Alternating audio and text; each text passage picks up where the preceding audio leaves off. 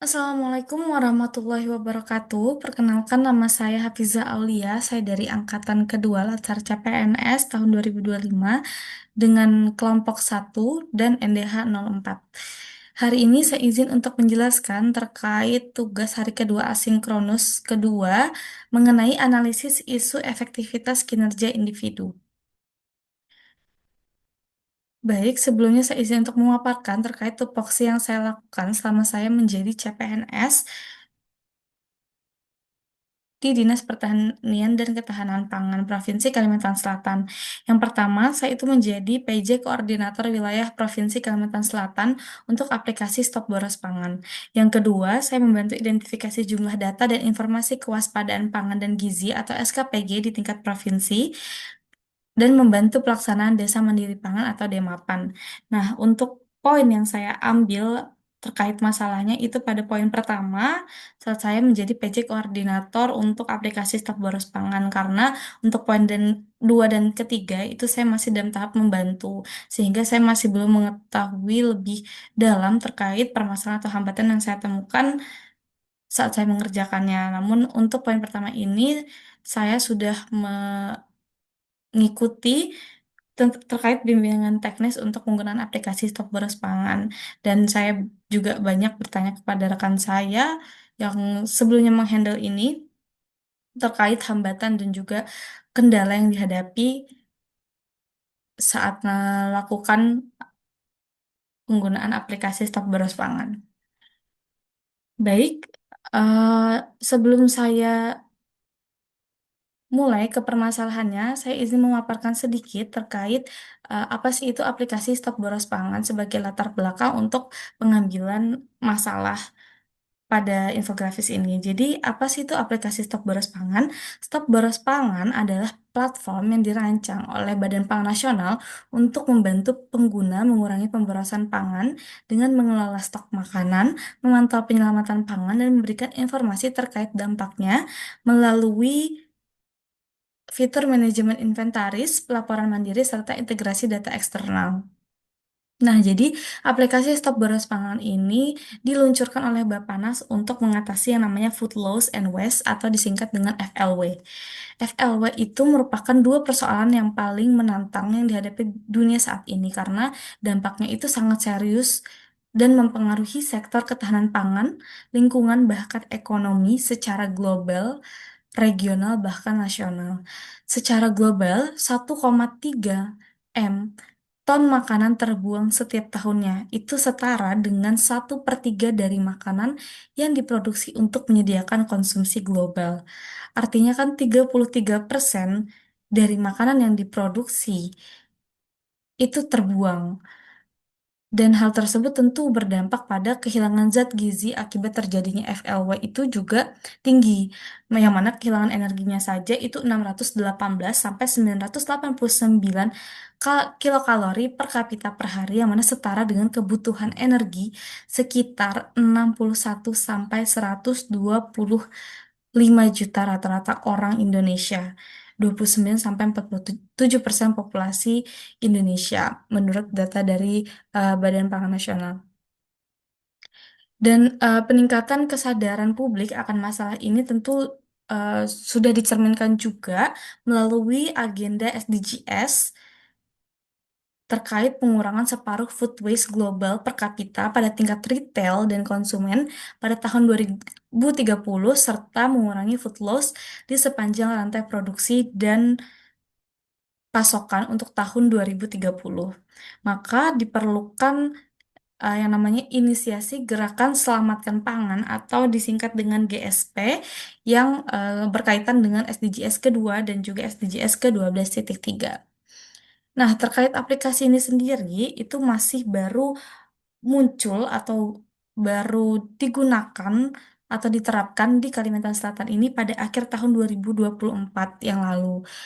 Tidak seperti provinsi yang lain di DKI Jakarta, Jawa Tengah, Jawa Barat, bahkan Jawa Timur, dan provinsi lainnya yang sudah mulai dan berjalan lebih dahulu. Hal ini tuh terjadi karena sebelumnya Kalsel ini masih belum masuk prioritas utama untuk pengendalian pemborosan pangan. Dan baru belakangan inilah menunjukkan kesiapan dan urgensi yang tinggi yang dapat dilihat dari potensi food waste yang tinggi, kesiapan teknologi dan sumber daya manusia untuk adopsi aplikasi berbasis digital. Dan statusnya ini yang sudah menjadi lumbung pangan nasional, sehingga diperlukan perluasan pada gelombang kedua ini, yang mana Kalimantan Selatan itu masuk dalam penerapan aplikasi stok boros pangan. Nah, dari latar belakang tersebut, selanjutnya dilakukan analisis lebih dalam akar masalah eh, dari aplikasi ini menggunakan pendekatan fishbone diagram atau diagram tulang ikan. Jadi ini untuk fishbone diagramnya, dari sini masalah utamanya terletak pada rendahnya efektivitas dalam pengelolaan dan penerapan aplikasi yang terjadi karena program ini masih dalam tahap pengembangan. Setelah sebelumnya Kalsel itu belum termasuk dalam provinsi prioritas gelombang awal.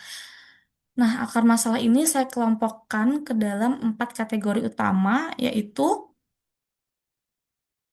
pertama terkait koordinasi. Jadi koordinasi antara bagian seperti di dalam aplikasi itu ada yang namanya asosiasi, penggiat dan juga donatur pangan. Jadi belum adanya koordinasi antar bagian tersebut atau eh, koordinasi itu masih bersifat lemah sehingga karena belum terbentuk tim lintas sektor yang solid dan kegiatan koordinasi belum dilakukan secara rutin.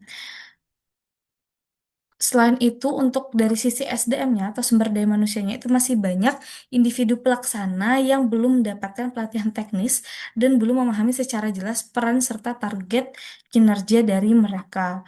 Lalu yang ketiga itu proses kerjanya masih belum terstruktur, ditandai dengan ketidakadaan SOP dan juga pembagian tugas yang jelas antar bagian dalam tim.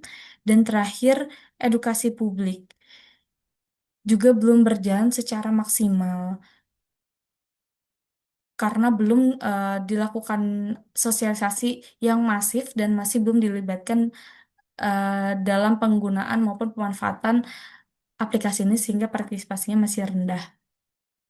Jadi ini untuk permasalahannya.